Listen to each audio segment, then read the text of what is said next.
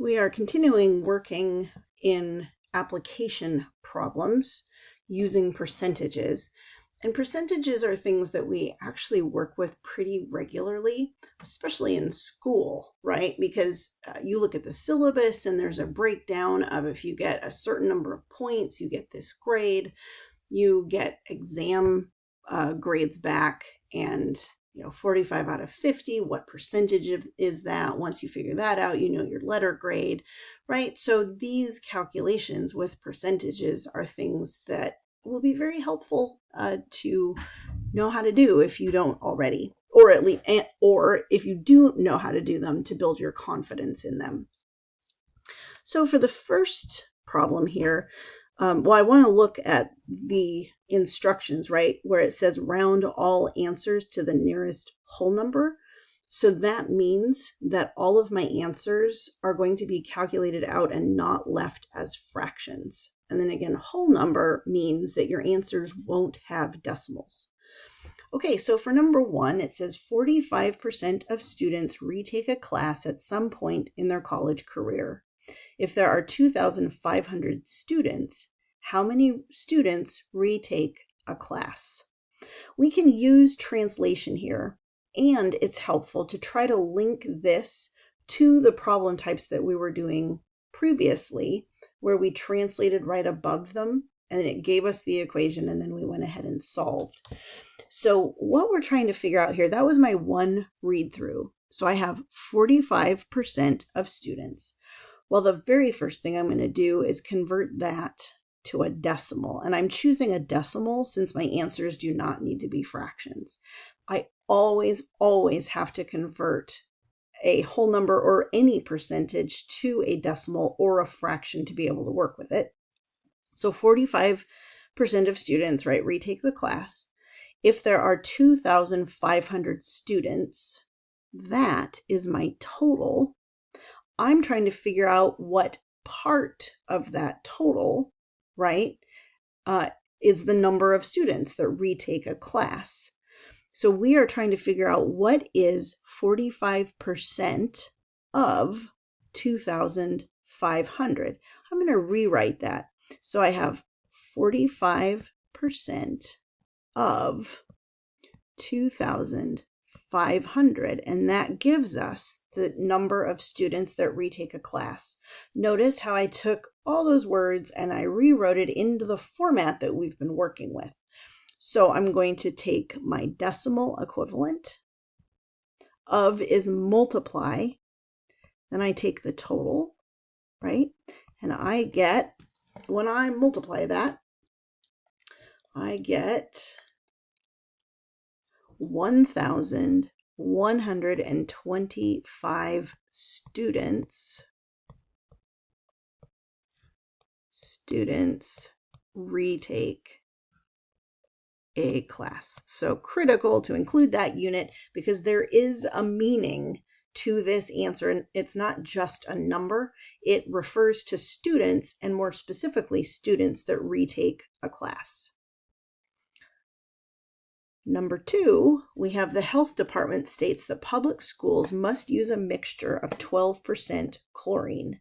If a pool holds 17,280 gallons, how many gallons of chlorine is required? Well, here, again, we've got our percent. So I know I have to convert that to a fraction or a decimal. I'm going to go ahead and do that now.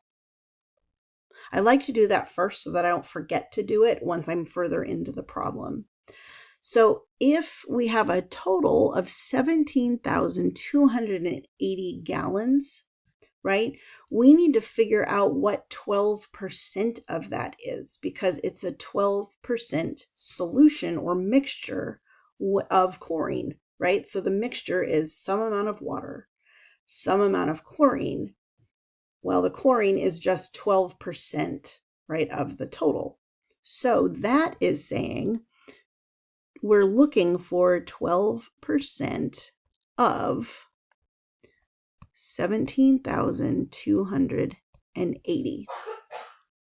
All right, notice that's the same setup as the previous one. So now I do my 12 hundredths times 17,280. And I get 280. A lot of chlorine. So 2,073. And we're supposed to round to the nearest whole number, right? So that gives us 2,074 gallons of chlorine. Some portion, 12%, right, of this mixture needs to be chlorine. All right, for 3, we have a cookie recipe calls for 32 ounces of flour, 12 ounces of sugar, and 1 ounce of baking soda, and 10 ounces of nuts. What percentage of the cookie recipe is sugar? We've done something similar to this, where we figured out percentages, right? So we had a total, I think we've created problems around like dog shows where we had the total number of dogs and then we had certain breeds and then we created fractions. We're doing the same thing here. Whether you're finding a fraction or whether you're converting that fraction to a percent or a decimal, you have to come up with total.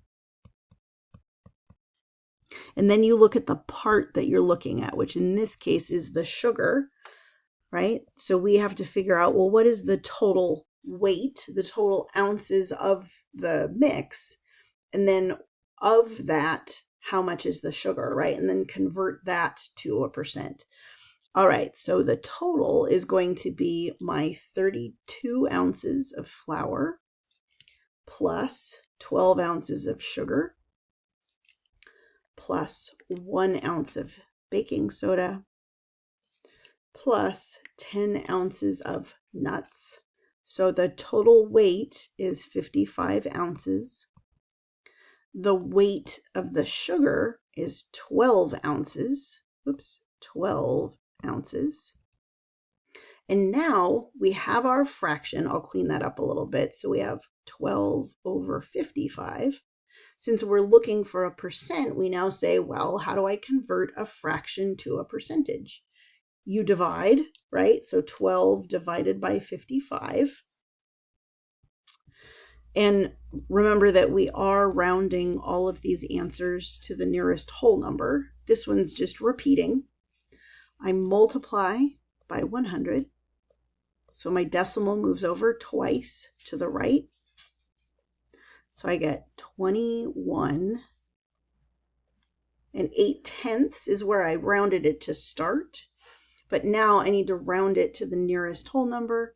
So I get 22%. So this is saying 22% of the mix is sugar.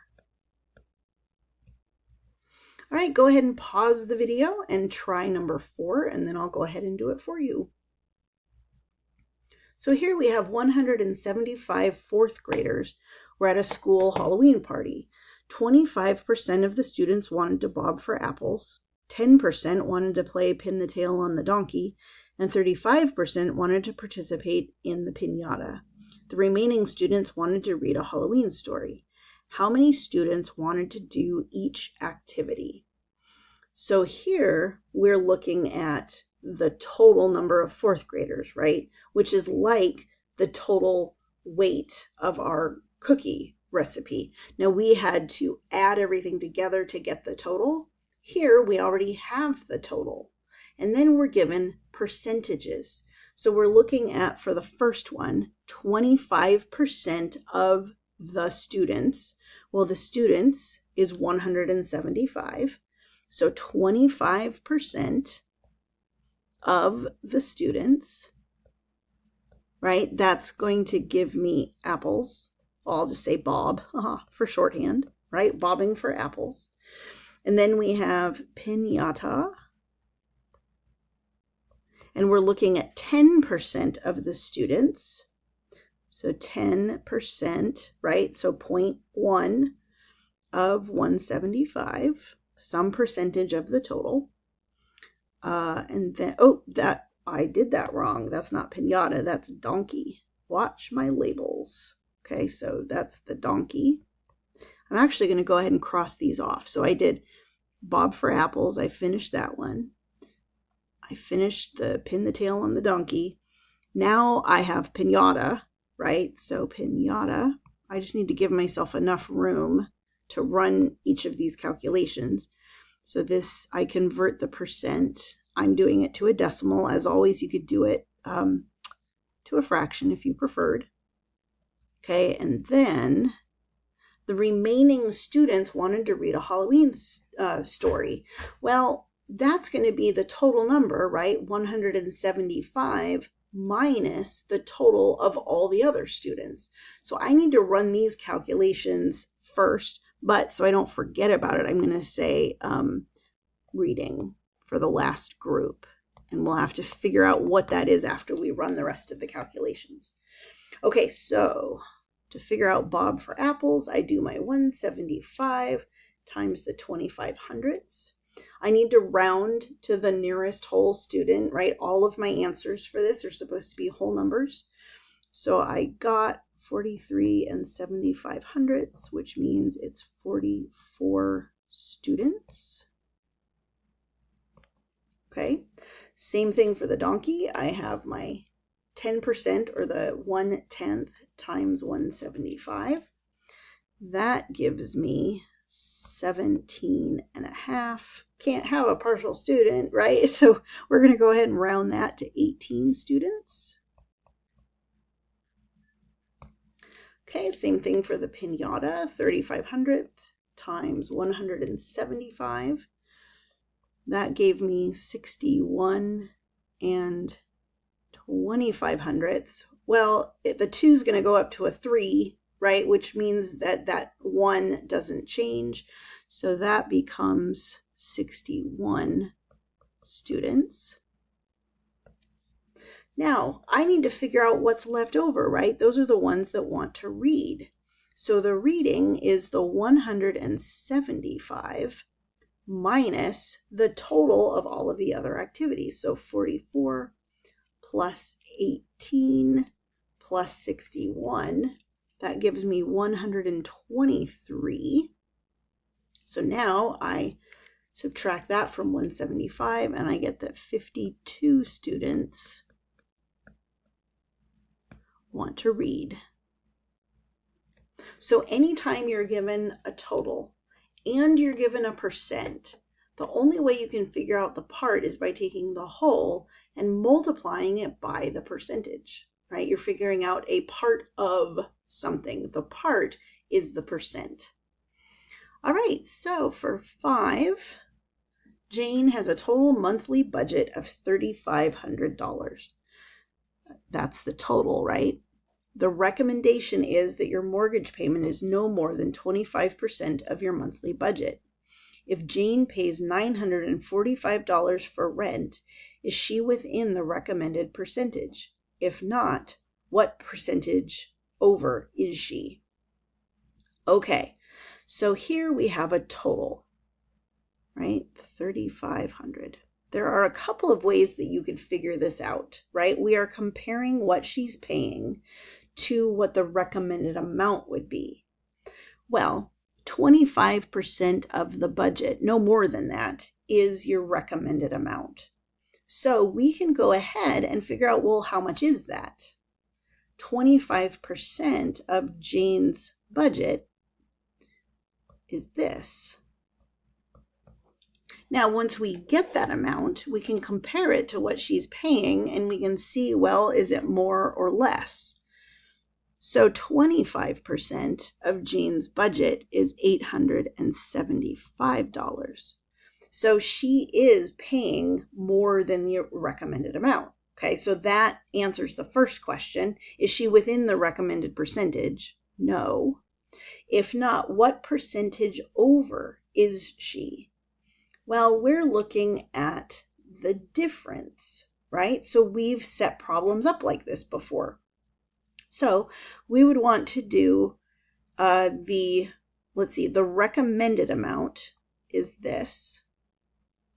We know that she's over, so we have 945, right? That's the amount that she's paying, minus the 875 over the 875. Does this look familiar, right? It's the new minus the old over the old. The context is different, and we're not talking about new and old. We're talking about recommended amount, right? And not comparing the two, but we set something up very similarly, and we get 945 minus 875 gives me 70 over. And in this case, we are looking for a percent, so we need to convert that to a percentage. So I do 70 divided by 875.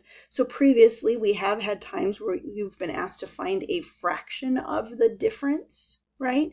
But here it's the percentage. And so that is why we are not reducing the 70 over 875, but instead taking it to the decimal and then multiplying it by 100 to turn it to the percent. That moves my decimal twice. So I get 8% over the recommended amount. Now, there are a couple different ways that you can do that, but I prefer that one because starting with the 3,500 and just figuring out what the recommended amount is, I find to be a little bit more straightforward, and then comparing it to what she has paid.